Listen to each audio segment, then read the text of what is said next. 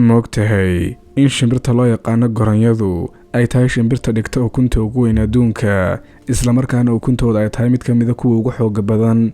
haddaba markay goronyadu bilaabaan inay dhigaan ukumo, beeralaydu waxay ku dadaalaan inay gacanta ku qabtaan ukumaha, xitaa mararka qaarkood waxay ku qabtaan hawada iyagoo socda oo aan dhulkaba soo gaadhin.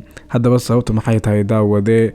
waayo goronyadu inta badan waxay ukumaha dhigaan iyagoo taagan amba soconaya, inkasta oo ukumaha badan dhulka ku dhaca aanay jabin marka la joogo goronyada. haddana haddii beeralaydu ay ku guuldaraystaan inay qabtaan ukunta, waxaa dhici karta in dhul adag amba dhagaxaan ay ku dul dhacaan ukumuhu, waxayna noqotaa ukun jabtay oo khasaartay.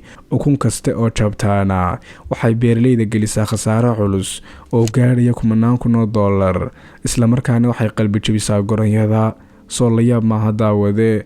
haddaba daawade, adiga su'aal haddii aan ku weydiiyo, hore ma u maqashay? qaybta kommentiga hoose iigu sheeg. ha iloobin inaad follow noo saarto youtube-ka iyo facebook-ga profile-ka saaranna aad subscribe dhaado.